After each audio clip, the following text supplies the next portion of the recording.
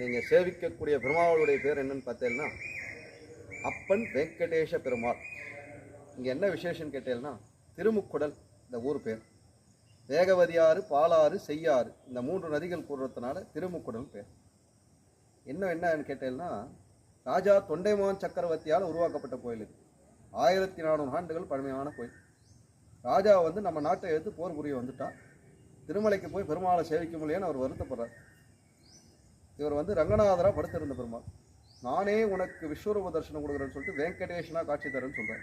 அவர் சேவிக்கும் போது அப்பா வெங்கடேஷ பெருமாளே அப்படின்னு சேவிச்சபடி இந்த ஸ்தலத்துக்கு அப்பன் வெங்கடேஷ பெருமாள் பேர். மும்மூர்த்தி சுரூபமாக காட்சி கொடுக்குறார். திருநேத்திர தரிசனம் உண்டு பெருமாளுக்கு. திருமணுக்கு நெற்றிக்கண் இருக்குது. கார்த்திகை மாதம் தீபத்துக்கு 3ஆம் நாள் வந்தேன்னா 27 நாள் தரிசனம் பண்ணலாம். தைல காப்பு பண்ணி திரை போட்டு திருமணம் தூக்கி காட்டுவோம். மற்றபடி சாட்சாத் திருப்பதி பெருமாளுடைய தரிசனம் தான். கரத்தில் பார்த்தேன்னா தாமரை வச்சுருக்கா, கமலம் பிரம்மான்னு சொல்லுவான். சங்கு சக்கரம் வச்சுட்டு விஷ்ணு பகவானா தாமரை பிடத்துல நின்றுருக்கா. தாயார் சன்னதி பார்த்தேன்னா பத்மாவதி தாயார். மூலவர் அப்பன் வெங்கடேஷ பெருமாள். உச்சவர் ஸ்ரீனிவாச பெருமாள், ஸ்ரீதேவி உதய தாயார். இங்கே பார்த்தேன்னா பார்வேட்டை உற்சவம் உண்டு.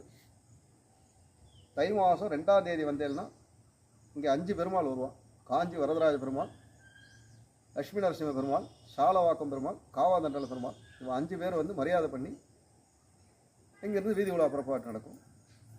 மற்றபடி மாசி மகா உற்சவம் இருக்குது, கிருஷ்ண ஜெயந்தி உற்சவம் இருக்குது. 1400 ஆண்டுகள் பழமையான கோயில். சாட்சாத் திருப்பதி பெருமாளுடைய தரிசனம் தான். சொர்க்கவாசல் உண்டு வைகுண்ட ஏகாதசி. வேறு என்ன டவுட்டுன்னு சொல்லுவோம்.